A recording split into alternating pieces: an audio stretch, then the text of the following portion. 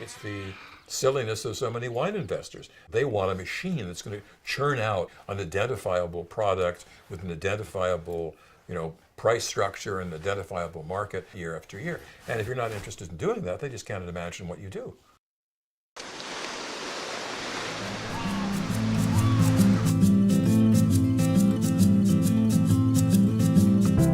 I got into winemaking very simply. I mean, when I bought the house that I now live in, I thought, well, maybe we should just put some vines along this little rustic fence in front of it. And then I thought, well, why just any old vines? May as well be grapevines. And then why any old grapevines? Because it's California, they should be wine grapes. I have very, very short views for dogma. Listening to a bunch of people in the wine world sit around like a bunch of Catholic schoolgirls reciting the rosary is just very irritating. I have no interest in that whatever. I do want it to be consistent to a certain kind of taste, but the details are going to be quite different every year. Orion comes from a specific vineyard, which is in St. Helena, and it was planted in 1905. And so it's definitely a classic California old vines thing. Cassiopeia is a wine that I make from Pinot Noir, and that's grown by a intensely organically farmed vineyard in Anderson Valley, Mendocino County. Pleiades is whatever the hell I choose to call Pleiades every year. That's why I started making it. It was just fun to do. It's non-vintage, which is why it's numbered as opposed to having a year on it. It's a combination of Sangiovese, Viognier, and Pinot Noir. I mean, a less traditional blend than that you could not imagine. I just look at whatever's actually there in front of me rather than some preconception that I've got about it.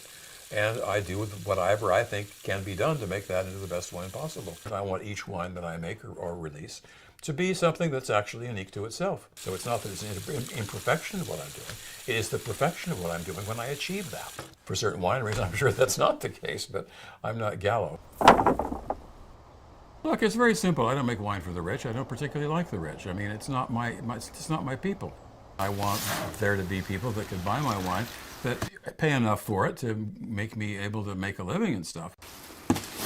That's never been easy for me, and it isn't easy for them, and it doesn't happen easily for me now. And I just want my wine to be part of the pleasures of life, not just a trophy, for some hedge fund manager.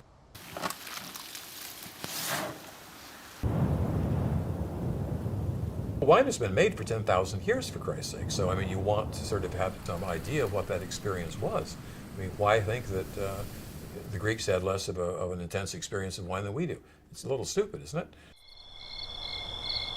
My collection of early books and manuscripts is almost strictly, limited to books that are on the history of winemaking.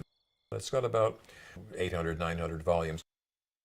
If nothing else, you learn a tremendous respect for way different styles of making wine.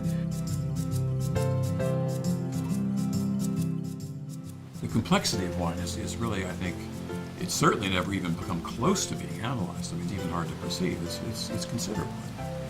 What are you going to do to analyze a great painting? I mean, you're going to look at Giovanni Bellini, or you're going to look at Piero della Francesca and simplify this? Give me a break. After all, what's the point of wine except to be a pleasure?